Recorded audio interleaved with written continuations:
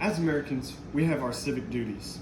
And according to the U.S. Citizenship and Immigration Services, those duties are to respect and obey laws, respect the rights and opinions of others, and to pay taxes, and most importantly, vote.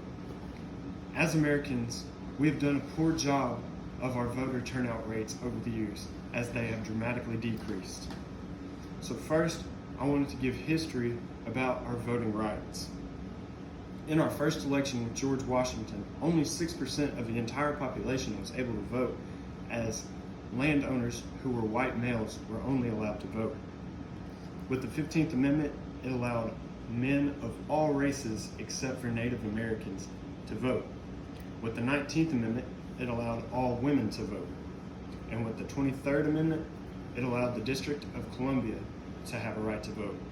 And with the 24th Amendment, the poll tax was finally eradicated. And last but not least, the 26th Amendment. The 26th Amendment came about when World War II was ending and the beginning of the Vietnam War. The reason it caused such a commotion was because the average age of a soldier at that time was 19 years old. This meant that the average age of a soldier was 2 years younger than what the legal policy was to vote at that time, which was 21.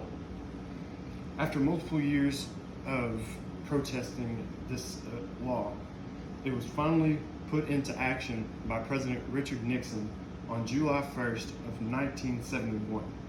These statistics came from www.history.com/26th Amendment. Now we turn over to here, as of recently, our voter turnout statistics. Out of all countries who were able to vote, we ranked 31st out of 35 countries in voter turnout.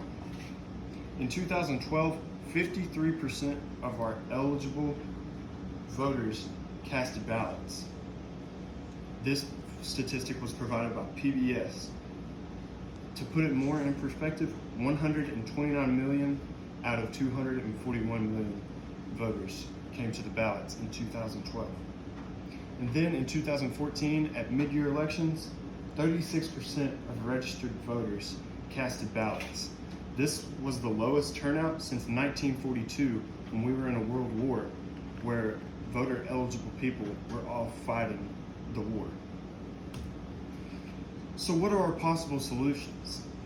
Well, one can be moving all of our voting dates to the first Tuesday in November. Moving it to the first Tuesday in November would make things much easier, as we can put all of our things that need to be elected upon on that one specific day every year. This is also the day that we have our presidential elections. And say, for example, our party nominees need to be elected, we can do that a year earlier, giving them a year to campaign before the presidential election. Why do we need to go out and vote? Our brave soldiers are fighting overseas right now for our right to vote.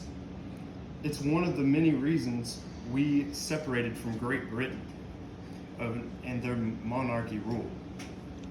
And last but not least, it's our civic duty. So the next time we have our election, go out and vote.